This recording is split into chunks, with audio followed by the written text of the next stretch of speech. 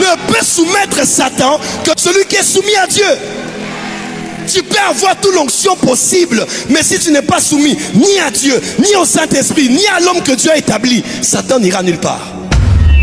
Il est possible ici qu'on prophétise des choses et après on dit mais prophète, ça s'est pas accompli. Pourquoi? Ce n'est pas la faute du prophète. Généralement c'est la faute des chrétiens qui ne connaissent pas les choses qui peuvent leur empêcher de voir leur prophétie être accomplie. Allez rapidement avec moi, écoutez-moi très bien. La première des choses, c'est le péché. Dis le péché. La puissance que Satan a, que les magiciens ont, ça vient de Satan. Il n'y a pas un autre Satan avant lui. Tout ce que Satan fait en détruisant le monde aujourd'hui par sa puissance, c'est la puissance de Dieu mais qu'il a perverti. Mais il y a une chose que Satan n'a plus, c'est la soumission à l'autorité. On a vu des hommes et des femmes avoir une grande étoile, un grand destin.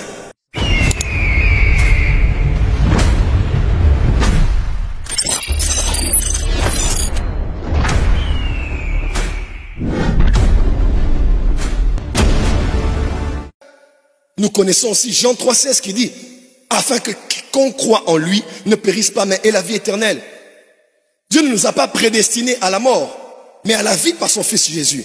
Mais qu'on le veuille ou pas, d'autres vont dire non au salut. Dieu peut avoir prévu un chemin pour toi, mais tu es libre de l'accepter ou de le refuser. J'ai vu des femmes me dire à la fin, prophète, Dieu m'avait dit que cet homme est mon mari, mais je suis déçu. J'ai dit, ma soeur, ne te dérange pas. Même si Dieu avait dit, Dieu n'a pas une télécommande pour le pousser à faire ce qu'il doit faire. S'il a entendu Dieu, s'il est convaincu, mais qu'il est attiré par sa chair, attiré par les conditions de la vie et il va épouser une autre femme, Dieu ne te laissera pas comme tu es. Quelqu'un m'entend? Quelqu'un m'entend? Voilà pourquoi c'est bien de dire Amen. Ce que Dieu a dit, ça va s'accomplir. Amen. Mais après ça, il faut une grande responsabilité. Parce qu'il est possible ici qu'on prophétise des choses et après on dit mais prophète, ça ne s'est pas accompli. Pourquoi? Ce n'est pas la faute du prophète. Généralement, c'est la faute des chrétiens qui ne connaissent pas les choses qui peuvent leur empêcher de voir leur prophétie être accomplie. Allez rapidement avec moi, écoutez-moi très bien. La première des choses, c'est le péché. Dis le péché. Dis encore le péché. Donnez-moi les versets s'il vous plaît. Jérémie chapitre 17, 4. Tu perdras par ta faute l'héritage que je t'avais donné. Je t'asservirai à ton ennemi dans un pays que tu ne connais pas, car vous avez allumé le feu de ma colère et il brûle toujours. Autre version, le merveilleux bien que je vous ai réservé vous échappera des mains. Je dirai à vos ennemis de vous emmener comme captifs dans un pays étranger. Dis à ton voisin, le merveilleux bien qui t'a été réservé. Dis à ton voisin, c'est l'année de la croissance. Dis à ton voisin, on va croître dans l'amour et croître dans le prophétique. Acclame très fort, je te vois grandir cette année. Cette année, tu vas croître, tu vas croître. On va un peu croître dans le prophétique ce matin. Tu perdras par ta faute l'héritage que je t'ai donné. Je t'ai donné, mais tu le perds. Il est possible que Dieu te réserve quelque chose de bien, mais que tu le perdes par ta propre faute. Et le mot péché, en grec, parle aussi de manquer le but. C'est de faire une faute. Mes frères et sœurs, on ne dira jamais assez. La sanctification est pour ton propre bien. Dieu ne se sanctifie pas. Dieu est saint. Il n'est même pas 3 fois saint. On ne peut pas quantifier sa sainteté. Moi, je crois que quand il dit saint, saint, saint, c'est peut-être l'écho. Il dit saint et puis ça part saint, saint, saint. Il ne peut pas être quantifié par 3 fois saint. Dieu est saint. Il n'y a point en lui de ténèbres, point en lui de péché. Dieu est lumière et il n'y a point en lui d'iniquité. La sanctification, c'est pour ton propre bien. On a vu des hommes et des femmes avoir une grande étoile, un grand destin. Des prophéties sortir sur eux. Combien sont passés du mauvais côté de l'histoire? Ils avaient bien commencé, mais ils ont mal terminé. Parce qu'ils ont péché et pour certains, ils n'ont pas respecté les instructions qui leur étaient données. Laisse-moi te dire. Lorsque Saül vient vers Samuel, il voit Samuel. Il dit, oh, il commence à bénir le Seigneur et l'arrivée du prophète de l'Éternel. Lorsqu'il parle, Samuel dit, mais oh, je t'entends parler, mais j'entends des bœufs faire du bruit derrière. Il dit, non, je les ai gardés certainement pour faire un autre sacrifice à Dieu. Il dit, mais l'obéissance vaut mieux que les sacrifices. Je ne t'ai pas demandé d'en garder quelques-uns. Je t'ai dit de pouvoir faire une chose.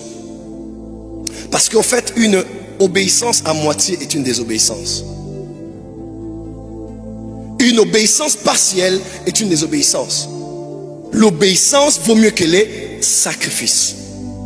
Dans les choses spirituelles, Dieu est très exact. La spiritualité est une science exacte. Quand Dieu parle, écoute. Quand Dieu dit laisse, laisse. Quand Dieu dit obéis, obéis. Parce qu'à la moindre faute, tu peux perdre ce que Dieu avait prévu pour toi. Est-ce que quelqu'un peut dire Amen bien? Donnez-moi les versets suivants. 1 Samuel 13 à 15, n'est-ce pas? Tu as agi en insensé. Tu n'as pas observé le commandement que l'Éternel ton Dieu t'avait donné. L'Éternel aurait affermi pour toujours ton règne sur Israël. Ah, Dieu avait aussi un plan pour Samuel, pour Saül. Mais puisqu'il a désobéi aux instructions, on peut avancer? On peut avancer? Il a désobéi aux instructions. On dit ce qu'on avait prévu pour toi ne s'accomplira plus. Il est possible qu'il y ait eu un futur pour toi, mais que tu passes à côté de ce futur à cause de la désobéissance et à cause d'un péché. Dis avec moi, obéissance aux instructions. Apôtre Yves, je crois que Dieu élève cette communauté comme une armée. La guerre est là et la guerre est rude. Nous faisons face aux ténèbres, Jésus revient bientôt et on doit vous faire passer de brebis à famille et de famille à cargaison militaire. La famille c'est la base. Après qu'on ait été les brebis. Maintenant il faut passer à la phase maintenant d'être une armée. Écoutez-moi très bien. Et dans l'armée on suit les instructions. Voilà pourquoi vous qui êtes de la maison, écoutez votre père. Vous savez, le centenaire a dit, j'ai des hommes au-dessus de moi et en dessous de moi. Dans l'armée, on sait ce qu'on fait. Quand je dis alien viens, il vient. Quand je dis va, il va. Dis à ton voisin, est-ce que tu connais le mystère du va et du vient? Dans l'armée, on ne discute pas. Oh, j'aime, j'aime pas, il a été trop dur ou pas. Quand on te dit viens, tu fais quoi? Quand on dit va, tu fais quoi? Parce que l'autorité est mesurée dans sa capacité à se soumettre aux instructions. Je peux te choquer ici? Est-ce que tu sais que Satan est toujours loin? Est-ce que tu sais que Satan a toujours l'onction? Oui. Tout ce qu'il fait aujourd'hui pour détruire le monde, parce qu'il pense qu'il a eu cette puissance de Jégué. La puissance que Satan a, que les magiciens ont, ça vient de Satan. Il n'y a pas un autre Satan avant lui. Tout ce que Satan fait en détruisant le monde aujourd'hui par sa puissance, c'est la puissance de Dieu, mais qu'il a perverti. Quelqu'un me comprend? Mais il y a une chose que Satan n'a plus. Une chose qu'il n'a plus, c'est la soumission à l'autorité. Lorsqu'il a voulu s'élever à l'encontre de la position de l'autorité, il a été déchu. Voilà pourquoi Satan ne peut pas être vaincu que par l'onction. Parce qu'il est loin. Mais Satan est vaincu par la soumission à l'autorité.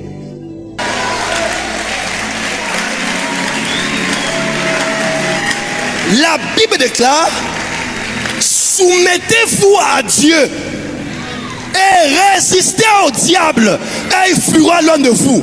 Satan n'est soumis que devant ceux qui sont soumis. Ne peut soumettre Satan que celui qui est soumis à Dieu. Tu peux avoir toute l'onction possible, mais si tu n'es pas soumis ni à Dieu, ni au Saint-Esprit, ni à l'homme que Dieu a établi, Satan n'ira nulle part. Voilà pourquoi les fils de Tséva sont venus dire à l'esprit, nous vous ordonnons de quitter au nom de Jésus que Paul prêche. Les esprits étaient sur le point de sortir, ils voulaient déjà partir au nom de Jésus. Et puis elle dit, hey, stop. Il y a le protocole qui n'est pas respecté. Pourquoi? Comment les fils de Tséva n'engagent pas leur père Tséva, mais ils engagent Paul, le père spirituel des autres? Tu n'as pas entendu. Le problème c'est que quand tu es fils de Tséva, il faut agir sous l'autorité de ton père Tséva. Et tu utilises le nom de Jésus parce que tu es sous l'autorité de ton père. Maintenant toi tu es fils de Tséva, tu vas te connecter au père spirituel des autres comment?